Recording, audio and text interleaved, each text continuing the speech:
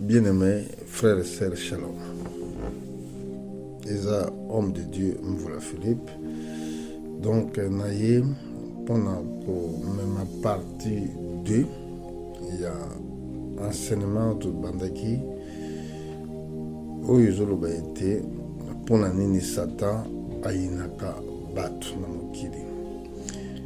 Ce que tu se poseras la question, est-ce que mon toit sala nini?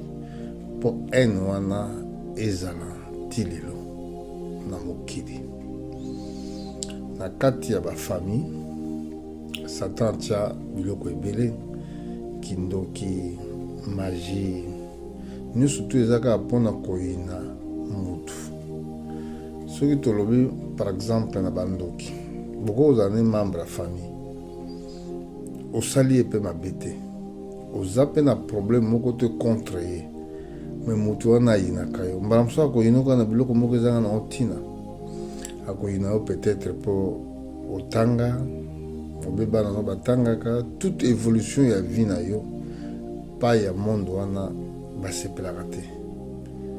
Donc soki oza na vie ya malamu eza problème mpona basorcier, ça c'est esprit de sorcier to esprit ya basataniste. Ntango yo oza bien il faut toujours na haine contre toi. Et le connu surtout que la succès peine, ils ont la famille, ils ont la bana, ils ont autongindako, ils ont sobi mutuka. Donc pas il y a un sorcier, ils ont une guerre déclarée. Mais pourquoi? Parce que bango tout bazo représenter comme diable. Alors toyekolaki na enseignement précédent bao bazaki na tanga kolanda te bolanda yango pona nini satana ayinaka mutu.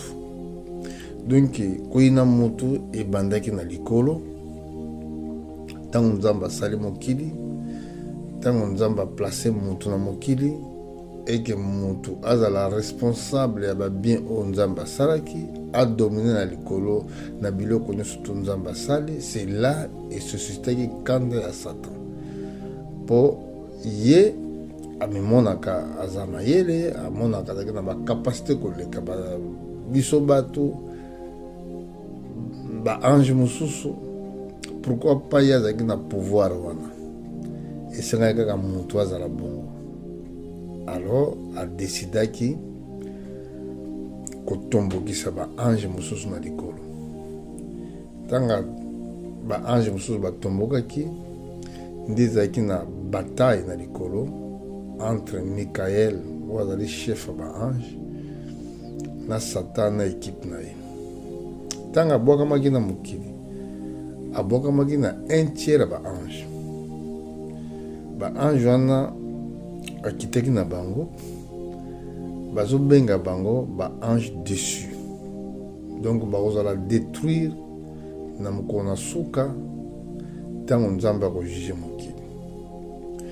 Alors eloko nini asalaki ye eloko ya liboso parce que Satan ayebaki mutu malamu.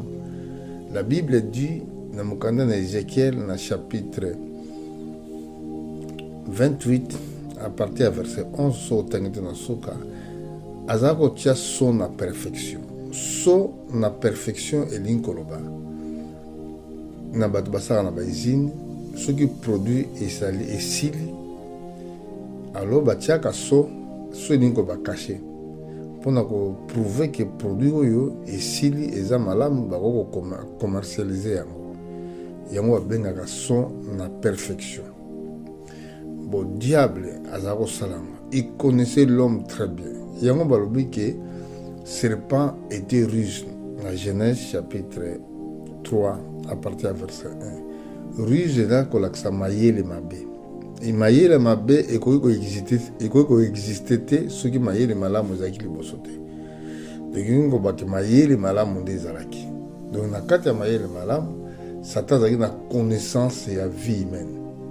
Mais biso bato toza limité. Oui bien même babiloko toza nango oyo ezoluka bitumba oyo mboka bona mboka boezo bunda. Pourquoi? Parce que mutu ye moko akokoyeba te na sama bele or ezali pétrole ezali, diamant ezali, parce que moto azalaki na mayele moko limité. Mais Satan ayebi yango bien que or eza na se, diamant eza na se, et puis eza na basorte mosusu ya mabanga mosusu même oyo biso toyeba kombo te, oyo eza na se oyo Nzambe asala.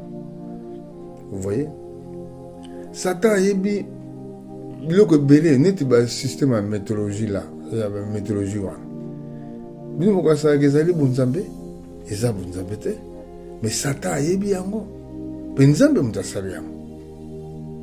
Mais Satan ayebi comment météo fonctionnaka yango na monde oyo eza nde science nde ezodomine, eza mayele moko oyo eza divin te, malgré que Nzambe moto asali yango. Donc Satan atransformaka toujours makambo oyo Nzambe asali mpo na gloire na ye. Alors moto asalamaki mpo arenie, moto asalamaki mpo aza na gloire oyo etungisaki pense ya Satan. Yango wana ye amonaki ke atombokisaki baange mosusu oyo bakweya. Bango bayebaki te ke ntango bakweyi bakotia bango na baprison ya ténèbre, bayebaki yango te. Alors pendant que baza na baprison ya ténèbre, esika kanda na bango za makasi. Alors tozongi na likambo tolobelaki lobi eke na nzoto ya moto tango bosangani wana esalamaki entre Ève na serpentien. Donc elingi kolobaki ezalaki na transmission elekaki wana. L'homme a reçu na part ya Satan mauvaise cellule oyo esali ke mutu na diable bakoma moko. Comment ça? Comment ekoki kozala possible? Na mukanda na 1 Corinthiens, apôtre Paul azo expliquer biso à partir ya verset chapitre 6 na verset 15. Bible le Bible, ne savez-vous pas que vos corps sont des membres de Christ? Prendrai-je donc les membres de Christ pour faire les membres d'une prostituée? Loin de là. Ne savez-vous pas que celui qui s'attache à la prostituée un seul corps avec elle? Car est-il dit, les deux deviendront un seul chair. Vous savez, donc, nakanisi abolanda malamu. Boyebi te ke ntango yo ozosangana na mwasi na pite, bozosala na ye nzoto moko, po esili kokoma mabango mibale bakozala nzoto moko. Ezalaki ke soki moto avandi na mwasi, ntango bovandi na ye nde bosali nzoto moko. Eza te ke parce que bolati bake ya mariage. Bake ya mariage eza kaka symbole bato batie, mais ndenge nini mwasi na mobali bazokoma nzoto moko, bazokoma ngo a partir ya rapport. Ina ntango wana Adam ayebaki nano rapport sexuel te, ayebaki yango te, po Nzambe arevelaki bango nano te. Mais na jardin d'Eden, c'est diable qui avait révélé ça. Nde yango Adam ayebaki ke aza bulumbu. Ye ayebaki te kazaki bulumbu. Et puis na moment wana Bible bi ete ezalaki déjà na semence ekotaki. Donc ezalaki semence ya bajimo. Mais mokolo mosusu tokoke na détail mpona toza na temps moke. Na kati ya nzoto ya Ève azalaki na deux semences. Tala yango bien na mukanda na Genèse na chapitre 3 na verset à partir ya tokobandaka ata na tokobanda kokotanga na verset 14. Yoka ndenge Bible ezokoexplike biso. Elobami boye.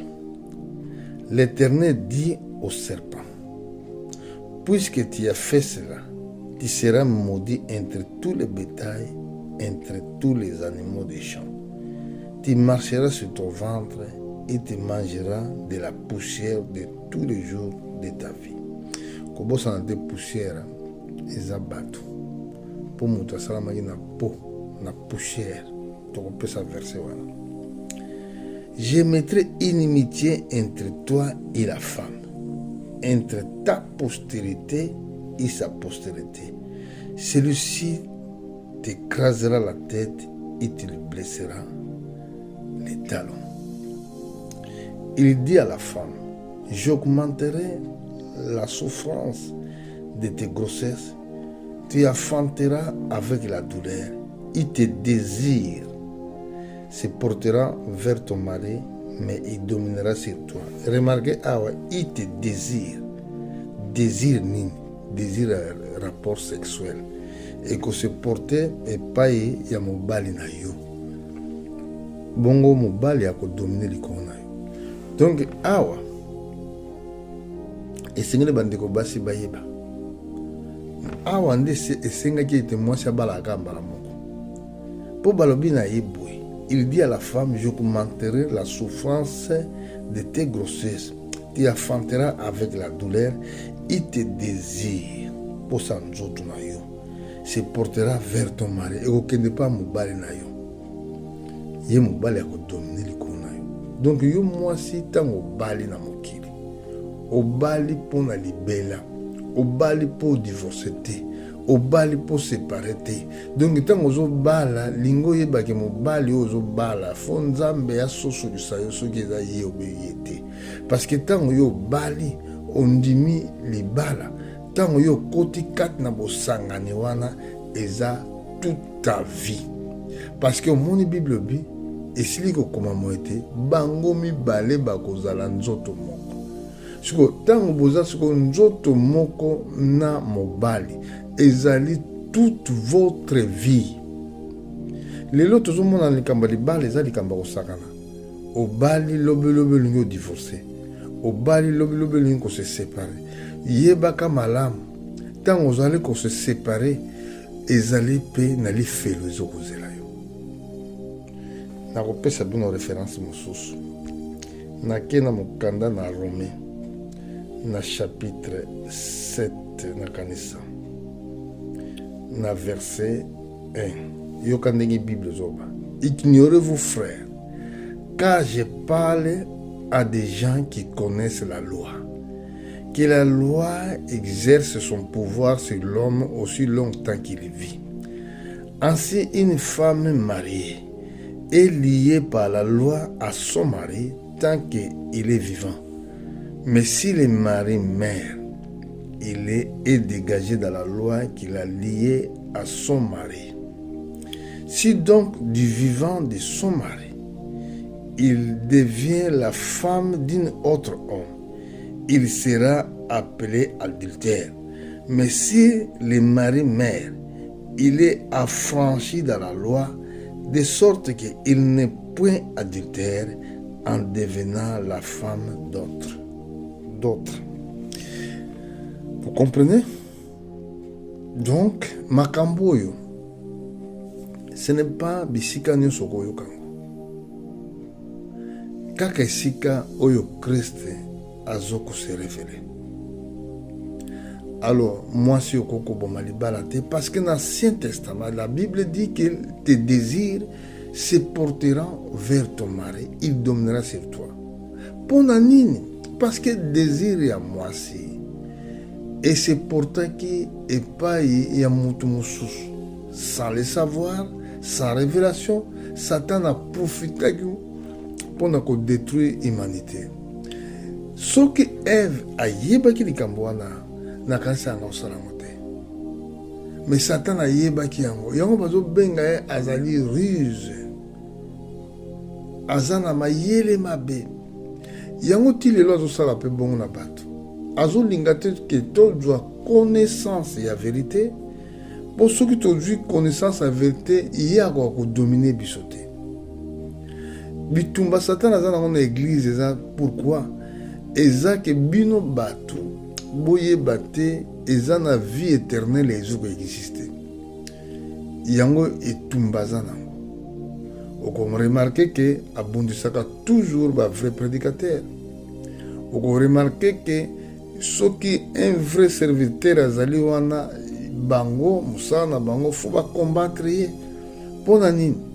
Parce que po arévele basécrete.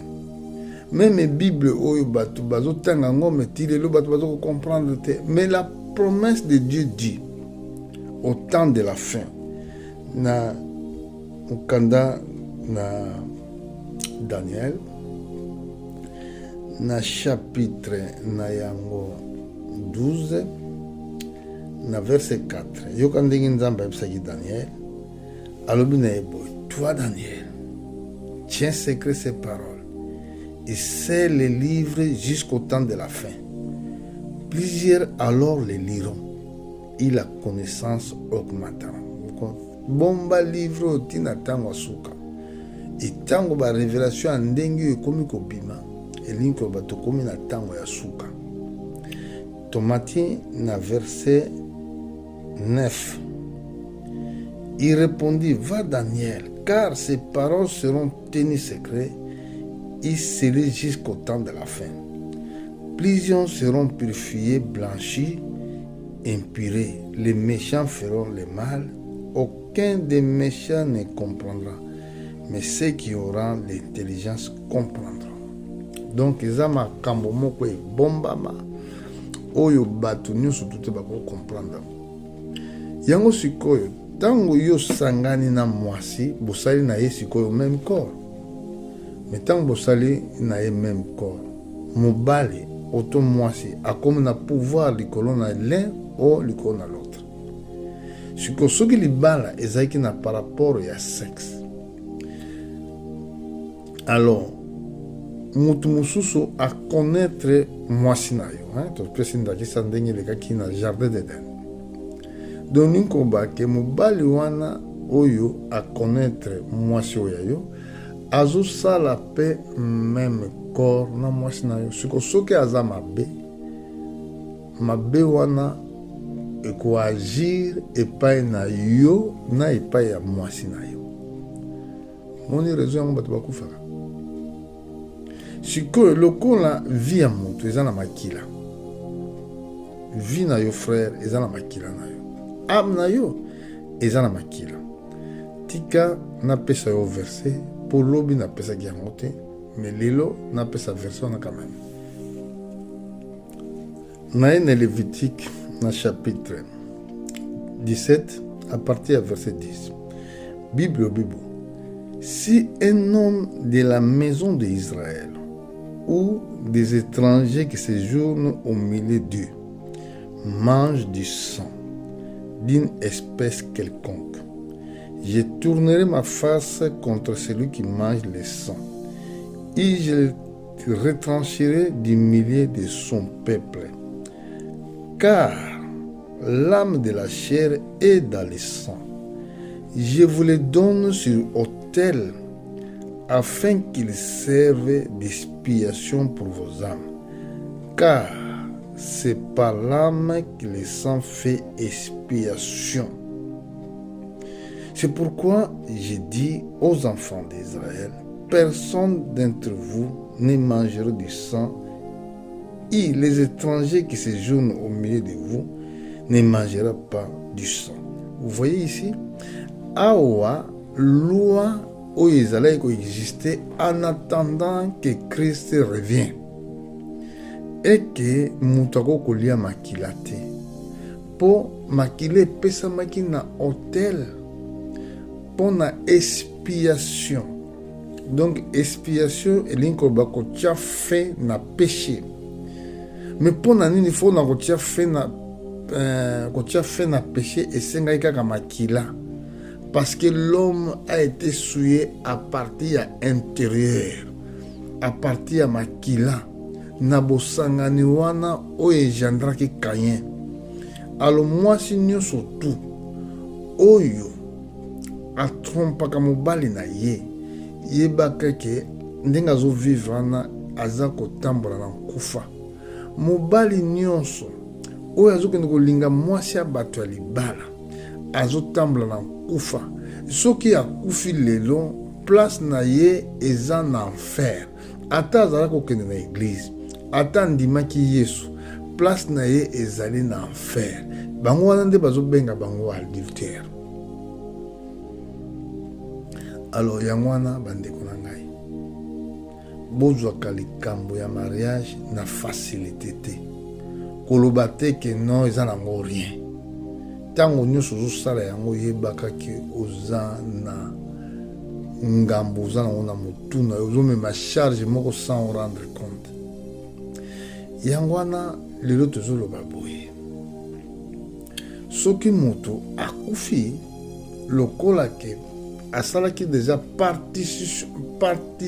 azalaki participer par la nature na makila ya diable, donc place na ye eza esika diable azali po diable na ba ange dessus ba mingi na bango baza na ba prison na enfer. Sikoyo normalement yo pe foka na enfer. Enfer na séjour de mort. Enfer oyo eza moto lifelo ekofungwama mokolo jugement ekosala. Mais séjour de mort eza esika diable azali na ba démon. Kuna nde tourment ezaka ya makasi. Kimi eza te. Toko koloba na moto lelo akufi ake kopema ton âme repose en paix. Non, non, non, non. Soko okufi na masumu ton âme ne reposera pas. Voilà pourquoi que biso esengeli tolobaka vérité oyo tant que nous sommes vivants.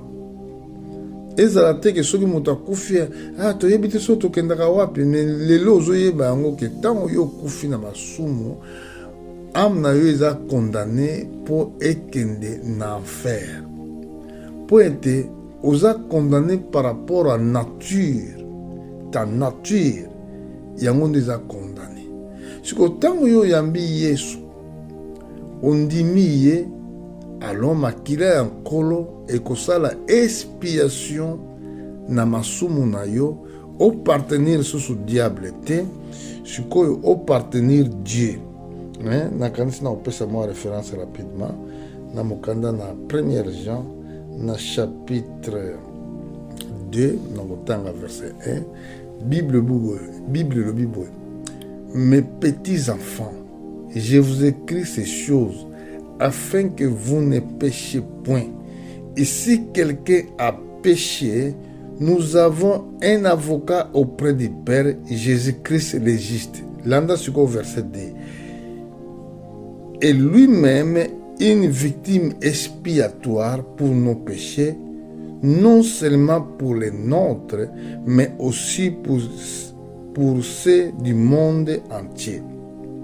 Donc, awa exhortation ya apôtre Jean abi que petits enfants na komili bino makambo oyo afin que bosala masumu te mais soki moto moko asali mabe toza na avocat auprès du Père Jésus-Christ le juste. Donc Jésus-Christ tanga akufaki sur la terre tanga asopaki makila na ye nde na tango azo agir peu comme avocat pona lobela yo po kende na enfer te. Donc sikoyo okoki kaka ko éviter enfer soki ondimi ye tant que tu es vivant. Mais ezana bato mosusu bazoko ignorer makambo tozoloba. Bazomona ngo keza likambo moke. Mais frère, tant ozo vivre au lamuki penzo dans la vie, pesa nzambe merci. En tout cas, pesa nzambe merci. Pour na moment oyo za na vie, ba mingi bakufi. Na moment oyo za na vie, ba mingi bazolela. Na ba moment oyo za na vie, ba msu bazolela na nzela séjour de mort. Mais yo salaki nini pour na vie? To pesa nzambe merci. Loba nzambe sunga ngai tant que je vis na marché na maloba ngala doteya ni pona ko gagner mbongo ni recherche ni pona ko luka gloire nazoteya tout simplement pona ko sauver ba vie ezana bato mosusu bakoko sala nga pe bitumba ko kanisa ke nazoluka gloire. Non, je cherche pas la gloire. Je cherche seulement gagner ba frère nanga, ba sœur nangai pour biso nyonso destination na biso ezala ciel. Pas tous à la condamner ce comme on a Satan. Pour Satan a déjà condamné dès le départ. Le gars a condamné à sepela qui peut mutu à kende na place où on est en fer et moté. Mais c'est plein de qui na bateau. Yango la Bible bien. Jésus-Christ a été victime expiatoire. Victime yango yewana nzamba pesa ki pona ko expier ma bé. Quand tu as faim na péché. Ozomo. Siko tongo yo yambi Yesu makila na Yesu yango zo sala expiation ya âme na yo. Tango sali expiation ya âme na yo, en retour akopesa yo molimo na ye. Poto yo ki kuna na Lévitique que l'âme de la chair eza kati ya makila. Et siko soki biso to yambi Yesu comme notre sauveur, sikoyo makila na Yesu eye kosala expiation donc elongoli mabe oyo oza nango na nzoto. Siko nde pona koyeba ete makila wana elongoli mabe na yo eloko nzambe akoko kurono kati na yo deja baptême Saint-Esprit. Siko Saint-Esprit tango ye nde bandi koconduire yo okotambolaka so na baposa nzoto te, okotambolaka so na makanisi na yo te. Tala nde esika bakomi yango na mokanda na Jean na chapitre 14 na kanisi na verset 26. Tala ndenge Bible ekikoloba na biso kuna na mokanda na livre ya Jean. Elobi boye. Mais quand le consolateur, l'Esprit Saint que le Père enverra à mon nom vous enseignera toutes choses et vous rappellera tout ce que je vous ai dit. Soki odu yango Saint-Esprit ebandi siko kolakisa yo, ebandi kotambwisa yo, ebandi koconduire vie na yo. Okozala homme totalement différent. Malgré que tu portes le même corps comme les autres. Mais na kati intérieur na yo ekozana loi mosusu. Ekozana vie mosusu. Voilà la raison pour laquelle autres teya évangile.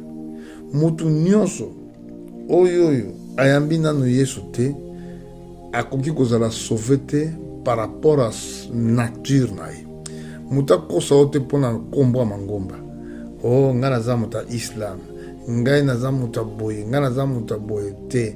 Yesu atikaki lingomba te. Yesu azali parole. Une fois que tu acceptes cette parole, aujourd'hui, vie éternelle. Et pona lelo, nalobi na bino, que Dieu vous bénisse. Tokozonga peut-être na thème sous. Thème oyo. Lelo peut-être na meki ko clôturer ngo, mais maté esela te. Pour baptême eza belé, message eza belé, pour nga tulubite. Tango yo yoki, bomba, partager, sala ba commentaire, tinda pa batu mosusu, ko zongo pona yo moko te, parce que de fait que yoki yebisi batu mosusu te, ceux qui condamnation ko eko ya peliko na yo. Alors nzamba pambola bino, bon passé, bon dimanche, bonne année, meilleure vie à tous, to continuer na Yesu, tikino ko zonga na ye. Amen.